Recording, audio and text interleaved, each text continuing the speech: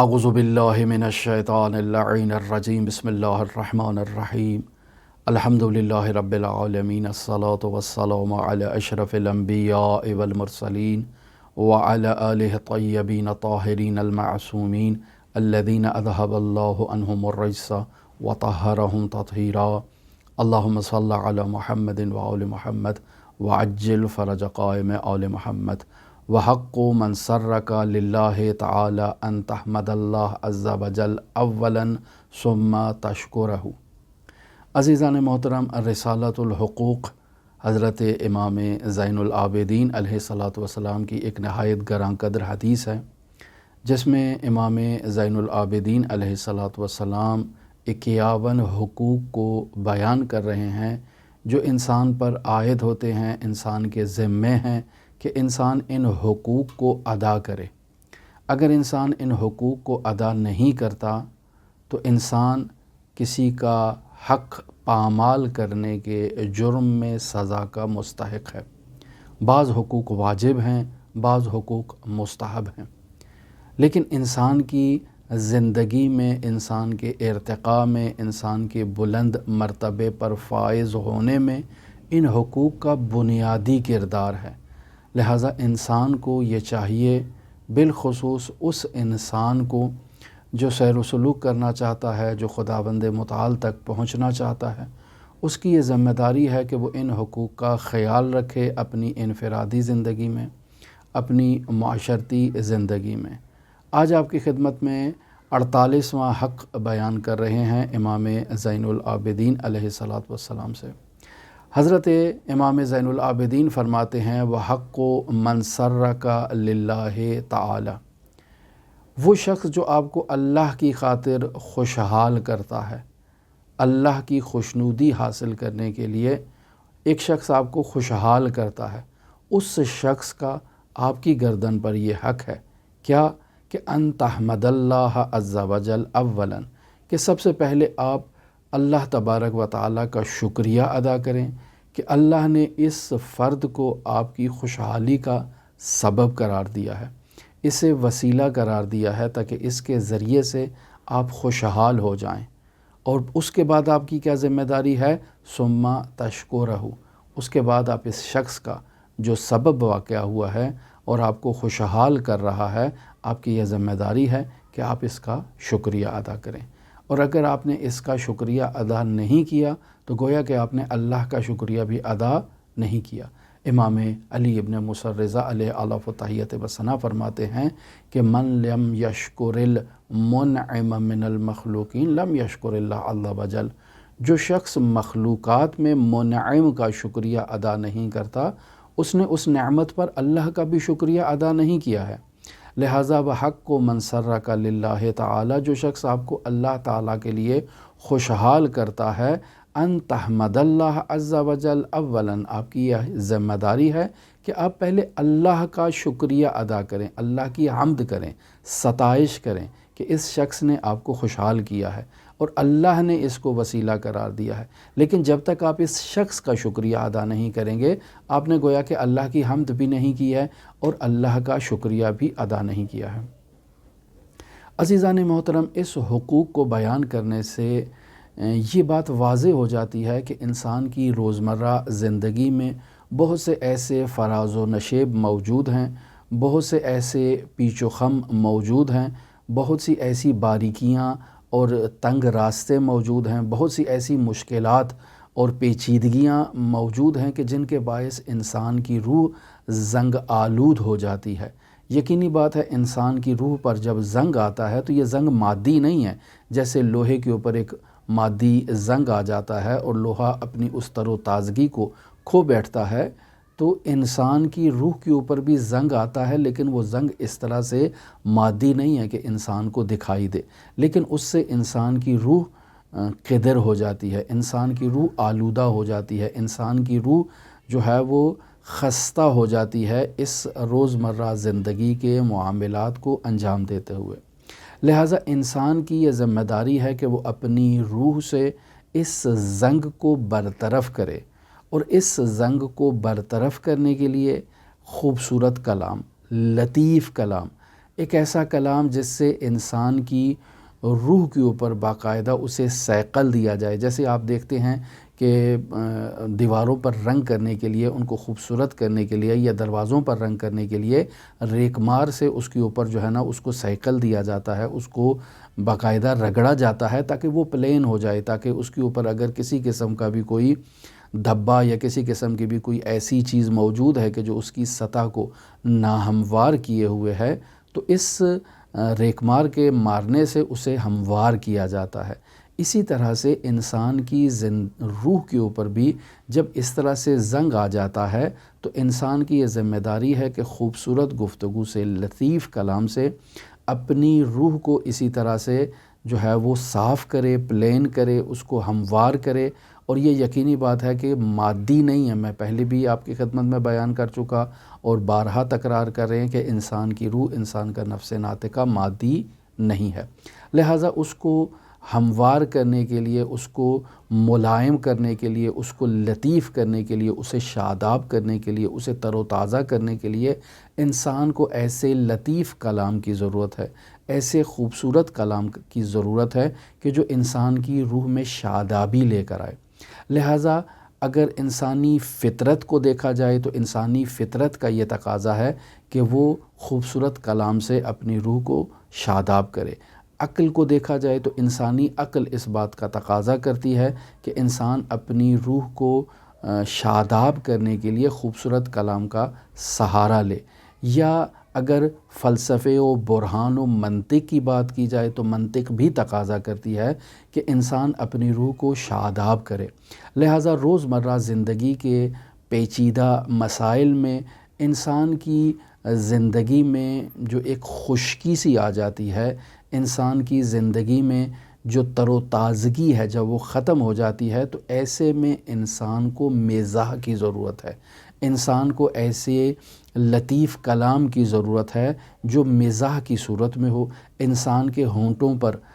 لبخند لے کر آئے، انسان کے ہونٹوں پر مسکراہٹ کو لے کر آئے، اور اس مسکراہٹ کے ذریعے سے جو اس کے باطن کی ترجمانی کر رہا ہے، اس کی روح کی ترجمانی کر رہا ہے، در واقع اس کی روح کی شادابی کا باعث بنے گا یہ لطیف کلام. لہٰذا بس اوقات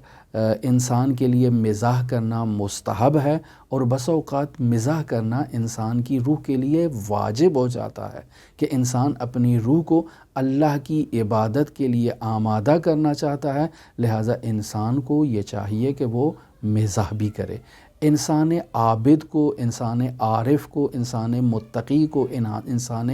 پرہیزگار کو عبوس نہیں ہونا چاہیے، یا ہمیشہ منہ پھلائے ہوئے نہیں ہونا چاہیے، ہمیشہ غصے کی حالت میں نہیں ہونا چاہیے، ہمیشہ ناراض حالت میں نہیں ہونا چاہیے. لہٰذا آپ دیکھیں تو علمی میدان میں ہم یہ بات بیان کر چکے اس کتاب آداب المتعلمین میں کہ انسان جب مختلف سخت اور دشوار مطالب کا مطالعہ کرتا ہے، مثلا فلسفے کا مطالعہ کر رہا ہے، مثلا ریاضی کا مطالعہ کر رہا ہے، مثلا وہ ایسی پیچیدہ بحثوں کا مطالعہ کر رہا ہے کہ جن کتابوں کے مطالعہ کرنے سے انسان کے وجود پر خستگی آ جاتی ہے، تھکاوٹ آ جاتی ہے، بوجھل ہو جاتی ہے انسان کی روح، تو ایسے میں انسان سے یہ کہا جاتا ہے کہ وہ داستانوں کی، قصے کہانیوں کی کتابوں کو اٹھائے، ان کا مطالعہ کرے تاکہ ان سے شاداب ہو کے انسان کی طبیعت جو ہے وہ حشاش بشاش ہو جائے، انسان کی روح تر و تازہ ہو جائے. لہٰذا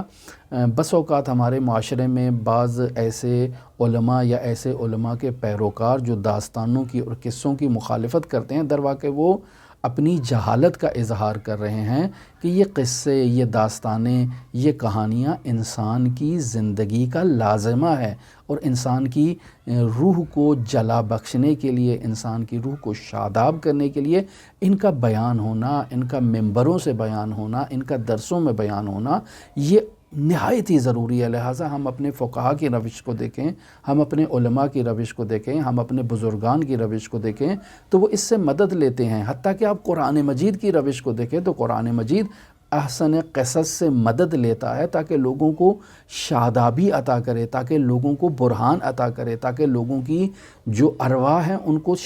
کو تر و تازہ کر کے ان کو اللہ کی طرف گامزن کرے. لہٰذا یہ بہت ضروری ہے. لیکن عزیزان محترم اس میں اعتدال کا ہونا بھی نہایت ہی ضروری ہے۔ بس اوقات انسان کی زندگی میں جو روزمرہ مشکلات پیش آتی ہیں تو انسان بس اوقات ان مشکلات کی باعث رحمت الہی سے مایوس ہو جاتا ہے، اور اللہ کی رحمت سے مایوس ہونا خود ایک بہت بڑا گناہ کبیرہ ہے۔ انسان کی یہ ذمہ داری ہے کہ وہ اپنی زندگی کے فراز و نشیب میں، اتار چڑھاؤ میں، پیچیدگیوں میں، مشکلات میں کبھی رحمت الہی سے مایوس نہ ہو، اور ہمیشہ خود کو خوشحال کر کے، خود کو خوش کر کے وہ اللہ کے قرب کا وسیلہ فراہم کرے، یعنی اللہ سے غافل نہ ہو، انسان رحمت الہی سے غافل نہ ہو۔ لہٰذا انسان کو اعتدال کا مظاہرہ کرنا چاہیے، نہ تو مزاح میں، شوخی میں، خوشحال ہونے میں افراط کا مظاہرہ کرنا چاہیے، اور نہ ہی تفریط کا مظاہرہ کرنا چاہیے۔ لیکن افسوس کی بات ہے کہ ہمارے معاشرے میں افراط بھی دیکھا جاتا ہے، تفریط بھی دیکھی جاتی ہے، اور اعتدال میں بہت کم افراد موجود رہتے ہیں۔ آپ ہمارے عرفاء کی سیرت کو دیکھیں، خود مرحوم آیت اللہ بہجت کو دیکھیں گے کیسے وہ مزاح کیا کرتے تھے، آپ ان کی عبادت دیکھیں تو ایسے محسوس ہوتا تھا کہ یہ کبھی خوشحال نہیں ہوں گے اپنی زندگی میں، ہمیشہ اللہ کی یاد میں روتے رہتے ہوں گے، ہمیشہ آہ و فغاں کرتے رہتے ہوں گے۔ ان کی عبادت کی ایک ایسی کیفیت تھی، لیکن جب انسان ان سے ملتا تھا تو ایسے محسوس ہوتا تھا کہ یہ وہ آیت اللہ بہجت نہیں ہے۔ مزاح کیا کرتے تھے، شوخی کیا کرتے تھے، یعنی مسکراتے تھے، آپ کو مسکرانے پر جو ہے وہ وادار کرتے تھے، مجبور کر دیتے تھے، ایسی بات آپ سے کرتے تھے کہ انسان ان کی بات سن کے حشاش بشاش ہو جاتا تھا۔ تو انسان مومن کی یہ ذمہ داری ہے کہ وہ خود بھی حشاش بشاش ہو، خود بھی خوشحال ہو، دوسروں کو بھی خوشحال کرنے کا سبب فراہم کرے۔ لہٰذا عزیزان محترم یہ موضوع نہایت ہی اہمیت رکھتا ہے، اس قدر اہمیت رکھتا ہے کہ اصول کافی جلد نمبر 2 کتاب ایمان والکفر میں باقاعدہ ایک باب مقرر کیا گیا ہے کہ جس باب کا عنوان ہے باب ادخال سرور علی المؤمنین، یعنی ایک باب ہے کہ جس باب کا عنوان یہ ہے کہ مؤمنین کے دلوں میں خوشحالی کو ایجاد کرنا۔ اس باب میں ایسی احادیث کو بیان کیا گیا ہے کہ جن احادیث میں لوگوں کو خوشحال کرنے کی اہمیت کو بیان کیا گیا ہے۔ یہ باب اس اصول کافی کی جو کتاب میرے پاس تھی اس میں 192 پیج پر یہ آغاز ہوتا ہے، اور اس باب میں تقریباً 16 احادیث ایسی موجود ہیں کہ جو انسان کو اس بات کی ترغیب دلاتی ہیں کہ وہ خود بھی خوشحال رہا کرے، دوسروں کو بھی خوشحال کرنے کی کوشش کرے۔ مثلا امام جعفر صادق علیہ السلام سے یہ روایت وہاں موجود ہے، اور غالباً پہلی روایت ہے۔ حضرت امام صادق فرماتے ہیں من احب الاعمال الی اللہ عز وجل، یعنی اللہ تبارک و تعالیٰ کے نزدیک بہترین اور محبوب ترین عمل کیا ہے؟ ادخال السرور علی المؤمنین، کہ مؤمن کے دل میں سرور کو ایجاد کرنا، خوشحالی کو ایجاد کرنا، فرحت کو، نشاط کو ایجاد کرنا، شادابی کو ایجاد کرنا، یہ اللہ کے نزدیک بہترین عمل ہے کہ اس سے بڑا اور کوئی عمل نہیں ہو سکتا ہے۔ پھر امام محمد باقر علیہ السلام سے ایک روایت ہے کہ وہ فرماتے ہیں کہ رسول خدا صلی اللہ علیہ وآلہ وسلم ارشاد فرماتے ہیں کہ من سر مؤمنا فقد سرنی، جس نے کسی مؤمن کو خوشحال کیا، اس نے صرف اس مؤمن کو خوشحال نہیں کیا بلکہ اس نے مجھے بھی خوشحال کیا ہے۔ ومن سرنی فقد سر اللہ، جس نے مجھے خوشحال کیا اس نے گویا کہ اللہ تبارک و تعالیٰ کو خوشحال کیا ہے۔ پھر اسی باب میں کچھ ایسی احادیث بھی موجود ہیں کہ جو نہایت ہی تعجب آور انسان کے لیے بنتی ہیں، کہ مثلا جب انسان مؤمن کا انتقال ہوتا ہے تو خداوند متعال اس کے ساتھ اس کی قبر سے ایک مثل کو محشور کرے گا، ایک ایسا جسم جو اسی کی طرح، اسی کے مثل ہوگا، اور جب انسان قیامت کی ہولناکیوں میں پریشان ہو جائے گا تو وہ مثل انسان کو بشارت دے گا کہ گھبراؤ مت، پریشان مت ہو، تمہیں ان تمام ہولناکیوں سے، تمام پریشانیوں سے نجات دلانا میری ذمہ داری ہے، اور میں تمہیں اس مشکل سے عبور دیتے ہوئے تمہیں جنت کی طرف لے کر جاؤں گا۔ لہٰذا وہ مثل انسان کا ہاتھ تھامتا ہے اور تمام ہولناکیوں سے اس کو نجات دلاتا ہوا، اس کو خوشحال کرتا ہوا، اس کو شاداب کرتا ہوا نکال کر جنت کی طرف لے جائے گا۔ اور جب انسان وہاں پہنچے گا جنت کے پاس تو انسان اس سے سوال کرے گا کہ تو بہت ہی اچھا ہے، تو میری قبر سے نمودار ہوا، برآمد ہوا، تو مجھے یہ بتا کہ تو کون ہے جو تو نے مجھے ان تمام ہولناکیوں سے نجات دلائی ہے، تو نے مجھے خوشحال کیا ہے، تو نے مجھے فرت بخشی ہے، تو کون ہے؟ تو اپنا تعارف کرا۔ تو وہ کہے گا میں وہی مزاح ہوں، وہی شادابی ہوں جو تو نے ایک مومن کے قلب میں ایجاد کی ہے۔ لہٰذا عزیزان محترم، بہت اہمیت ہے کسی کو خوشحال کرنے کی اور کسی کو شاداب کرنے کی، لیکن یہاں اس بات کی بھی توجہ رہے کہ انسان نے اعتدال میں رہنا ہے، انسان نے حد اعتدال سے خارج نہیں ہونا۔ یعنی اگر انسان کا مزاح اس نوعیت کا ہو کہ وہ مزاح گناہ پر مشتمل ہے، وہ مزاح کسی کی غیبت پر مشتمل ہے،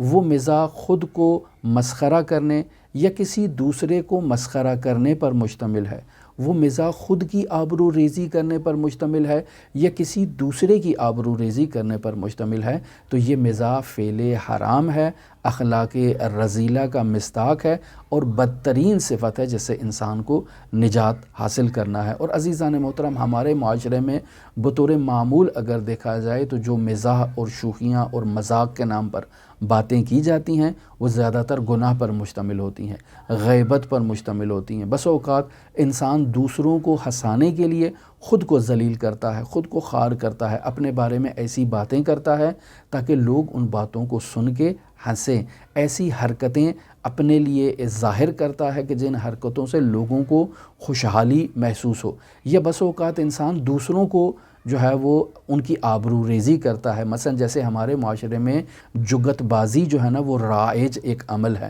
جگت کی جاتی ہے، اور اس جگت میں بطور معمول ایسے کلمات کو ادا کیا جاتا ہے کہ جس سے یا انسان خود اپنی انسلٹ کرتا ہے، اپنی آپ کی آبرو ریزی کرتا ہے، یا طرف مقابل کی آبرو ریزی کرتا ہے، اور یہ فعل حرام ہے، گناہ ہے۔ لہٰذا انسان کو مزاح اور جو فعل حرام ہے اس سے جو ہے تفاوت کو سمجھنا چاہیے اور اس کے فقہی احکام کو سیکھنا چاہیے تاکہ انسان نیک اور ثواب کرنے کی صدد میں ہو اور کہیں گناہ کرنا بیٹھے۔ لہٰذا عزیزان محترم،